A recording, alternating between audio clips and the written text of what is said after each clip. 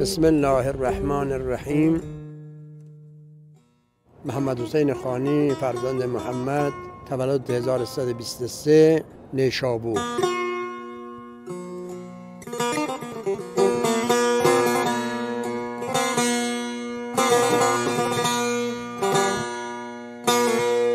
حدود 13 سالگی کلاغ حسین حاج آقا و آقای حاج میرزای سراجیان که دو نفر از مشهد بودن کار شیخ عطار را شروع کردن.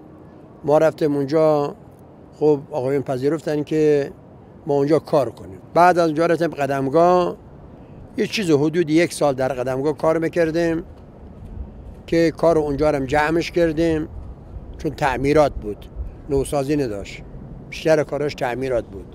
بعد از استفاده انجمن آثار ملی کار امام زاده محمد محروق شروع شد. خب کلا آجر در اونجا هیچ کاشکاری وجود نداشت و در اونجا حدود 5 سال کار کردیم.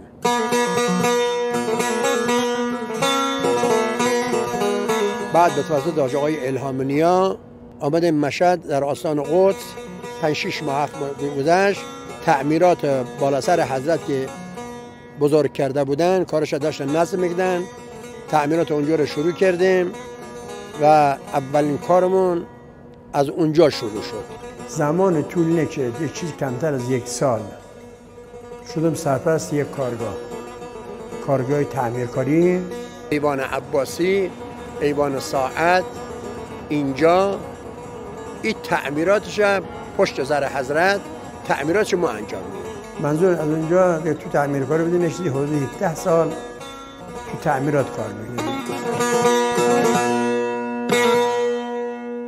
از اولی که معرق رو شروع میکنن، قطعات معرق رو مثلا وقتی چند تا قطعه رو میارن نصب میکنن، کار ما شروع میشه. برای این قطعه رو که به هم دیگه وصل کنیم. این گل بزرگی هستش، گل زرد میگه بهش.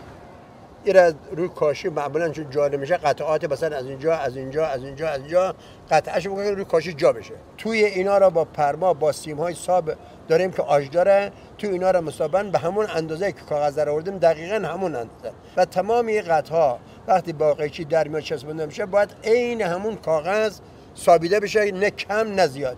بعد میان اینا تو هم دیگه جاسازی میکنن، بعد کل گل تکمیلش میکنن. در وقت جور کردن کل تکمیل میشه. وقتی تکمیل شد قطعات بغلا رو میچینن. مثلا مرگم این فرض کن 100 تا قطعه، این 100 تا قطعه رو ما باید جور به هم دیگه رو وصل کنیم که هر کس بیاد نگاه کنه فکر یک قطعه.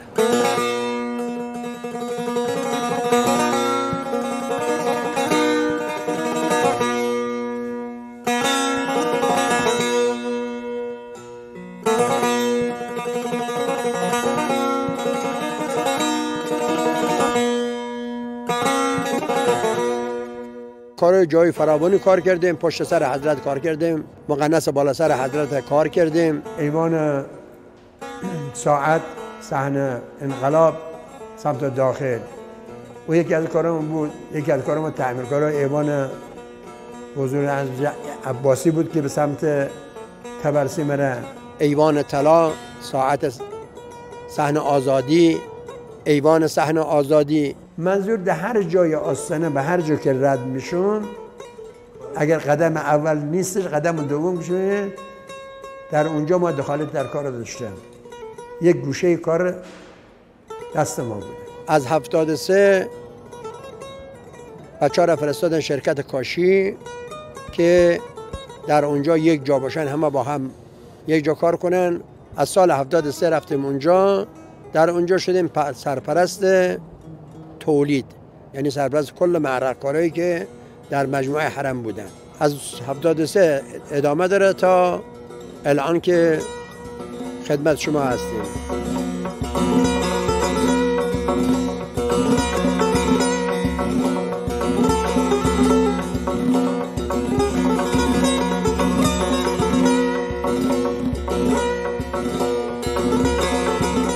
ساعت زن آزادی از نظر هنری یک کار بسیار جالبیه، کار جا افتاده ایه.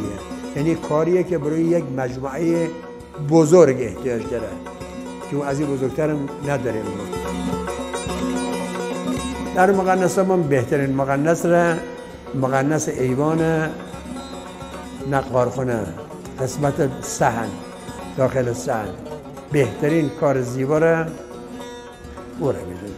یکی از ایوان‌های منحصر به فردی هست که در آستانه معرق بوده. 4 غرفه رسمی کار شده، 2 غرفه مقننس کار شده، 2 تا فیلگوش مقننسه، پشت مقننس باز رسمیه و یک زیردور، یک کار منحصر به فردیه. توی ایوان خوشبختانه تمام نقش ما تعمیرات شد.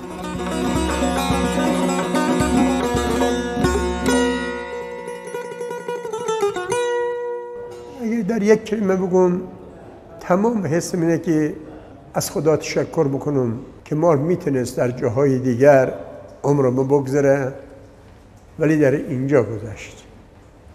همش از خدا ممنون. خدا را 1000 میلیون ها برابر شکر بکنم که هیچ احتیاجی به کسی ندارم. 6 تا بچه دارم توی شهر غربت، همشو به جای رسیدن. خودم امکانات خوبی وسیلش منظور جور کرد.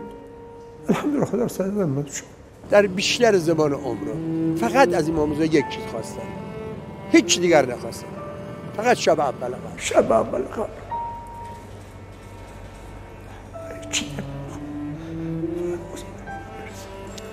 هر چی داریم میدیم، هر چی شب اول فقط همین لطف را امام بکنه. برو یک نگاهی بیشتر نمیخوام، باور کنه دیگه هیچی نمیخوام، هیچ از دنیا.